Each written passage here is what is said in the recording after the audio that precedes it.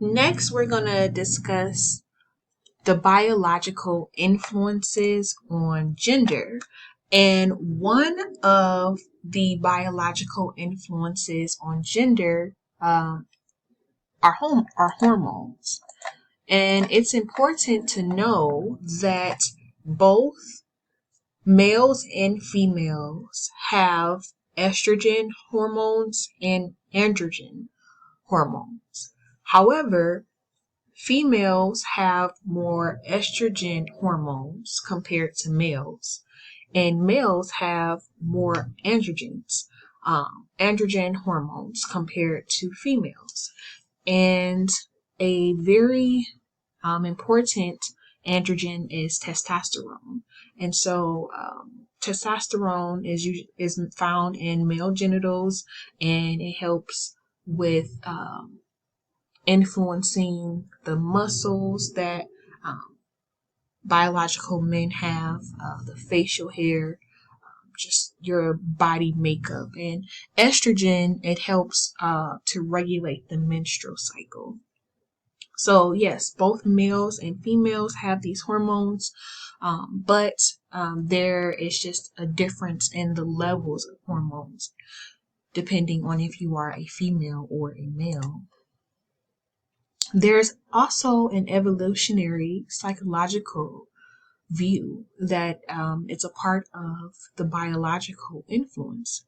And when we're talking about evolutionary psychological view, we're thinking back to early times where the early lives of humans a long time ago, and we looked at the roles that females and males had in their society.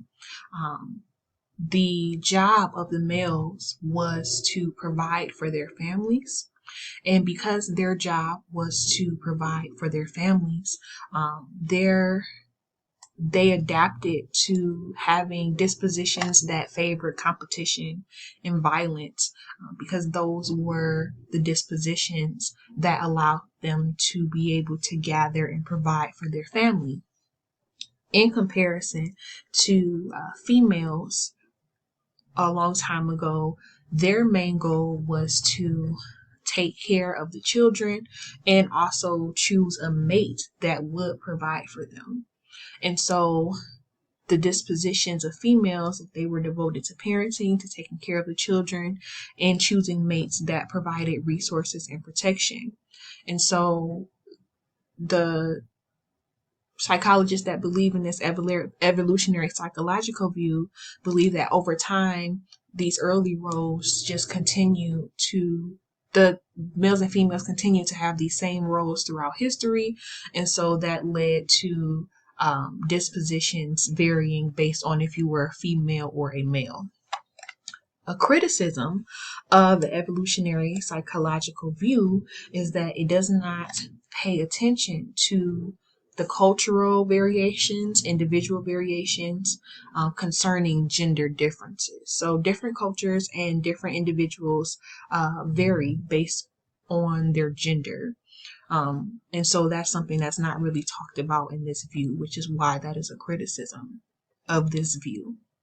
And so the question is, how does this baby turn into either a beautiful princess or a hokey hulk? We're going to talk about that more when we dive into social influences. And so, of course, with social influences, there is a theory entitled the social role theory. And this is very similar to the evolutionary psychological view. And this theory believes that gender differences are the result of contrasting roles of men and women. And so we're looking at men and women across various cultures. Over various cultures, women usually have less power and status, and they also control fewer resources in comparison to males. And because women have less power and status and control over these resources, women adapted, again, going back to that evolutionary psychological view, women adapted to roles with less power and status.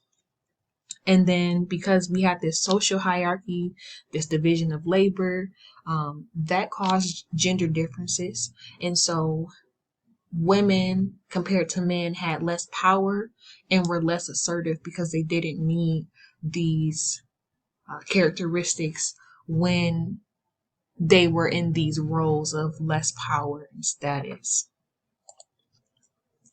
Another theory that is talked about in regards to social influences is the social cognitive theory of gender.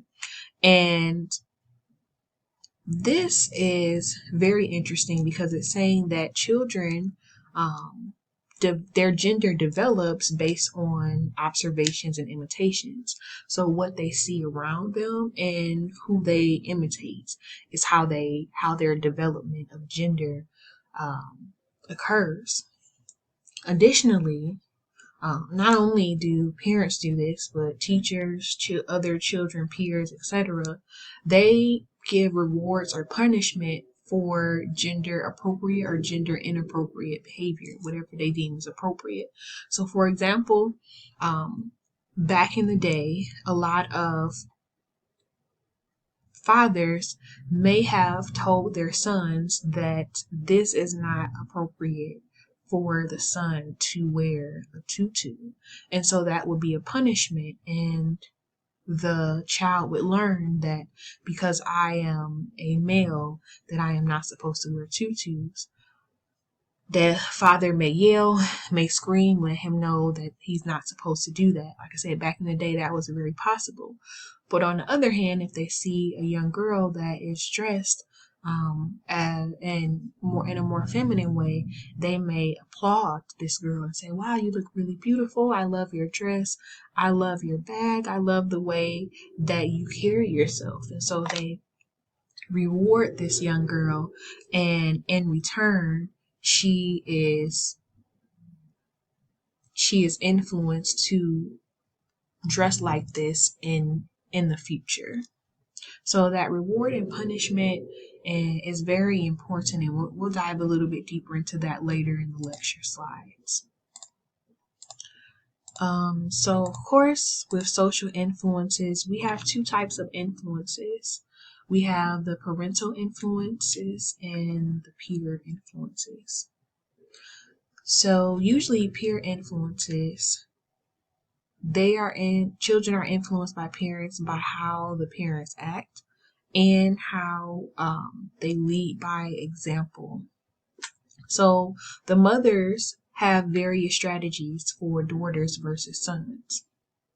In many cultures, mothers actually socialize their children to be more obedient and responsible compared to their sons. And mothers may also place more restrictions on daughters' autonomy. I know a lot of times you'll hear about parents not allowing their daughters to be out as late, but they'll allow their sons to be out later at night. So those are different strategies for daughters versus sons. Fathers also have various socialization strategies for daughters and sons. So, for example, fathers often show more attention to their daughters, but they may engage in more activities with their sons. And they also put forth more effort to promote sons' intellectual development compared to their daughters. Peers, like I said in the last slide, also reward and punish gender behavior. They may make fun of a girl who is playing video games, or they may make fun of a boy who wears a tutu or a dress, or they may do the opposite. They may reward a girl who loves to play video games. She may find some girl gamers, or they may have some boys that all encourage each other to dress how they want to dress, whether that's pants or a dress. So it is really the importance of this slide here is just to understand how parents and your peers influence how we understand gender. Schools and teachers also play a role in how children understand gender.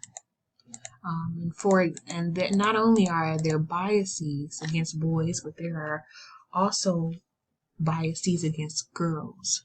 And so when we think about schools and teachers, there are certain behaviors that are being enforced.